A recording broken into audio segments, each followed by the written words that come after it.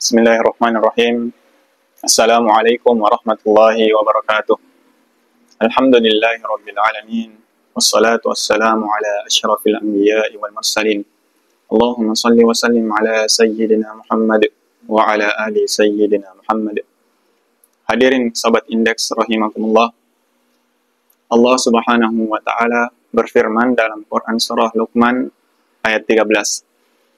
A'udzu billahi minasy syaithanir rajim.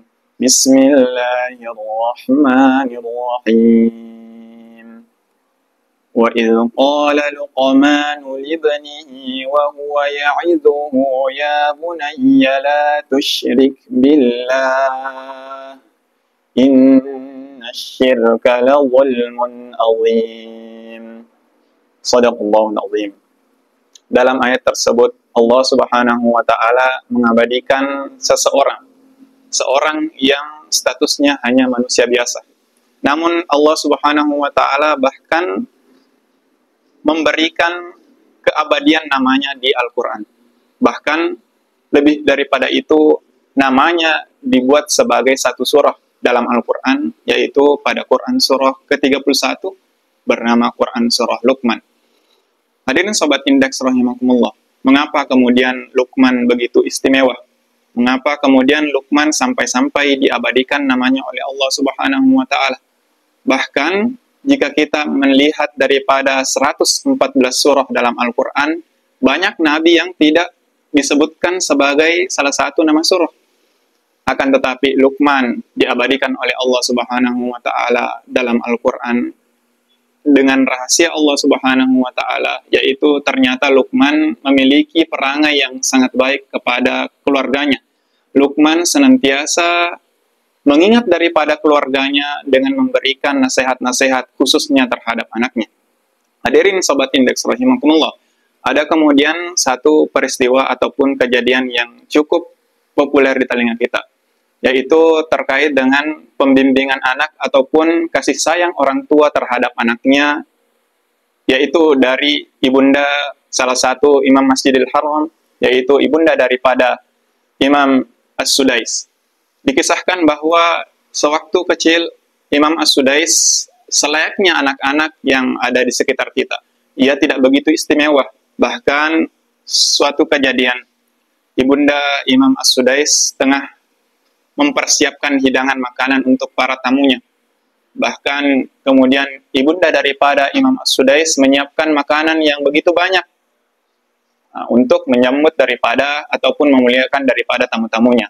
Akan tetapi di tengah daripada proses masak daripada ibunda Imam As-Sudais, ternyata tiba-tiba Imam As-Sudais ini menaburi daripada makanan tersebut dengan pasir. Jika mungkin kejadian ini terjadi pada kita, maka tentunya kita akan memberikan reaksi marah ataupun kita akan mengomel-ngomel terhadap anak kita. Akan tetapi yang terjadi pada ibunda daripada Imam As-Sudais waktu saat itu adalah ia ternyata justru tiba-tiba mendoakan daripada anaknya, "Ya Allah, jadikanlah anakku sebagai salah satu imam Masjidil Haram." Dan ternyata doa tersebut dikabulkan oleh Allah Subhanahu wa taala. Hadirin sobat indeks rahimakumullah, memang dalam suatu riwayat disebutkan bahwa ridho daripada orang tua akan menyertai ataupun juga mengundang daripada ridho Allah Subhanahu wa taala. Bagaimanapun ibunda daripada Imam As-Sudais begitu sayang terhadap anaknya. Namun kasih sayang daripada Imam As-Sudais ini atau ibunda daripada Imam As-Sudais ini begitu melekat ataupun juga tergantung pada kecintaannya terhadap Allah Subhanahu wa taala. Maka karena ia saking cintanya kepada anaknya, maka ia akan mendoakan kepada Allah Subhanahu wa taala yang terbaik untuk anaknya.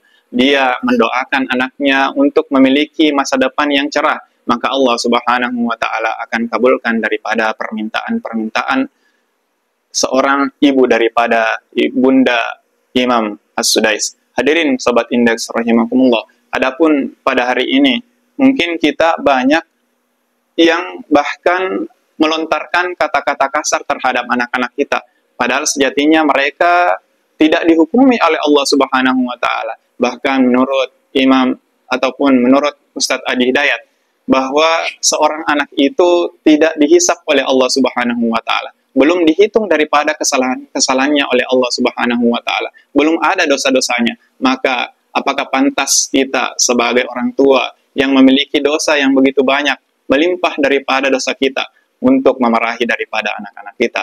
Hadirin Sobat Indeks rahimakumullah.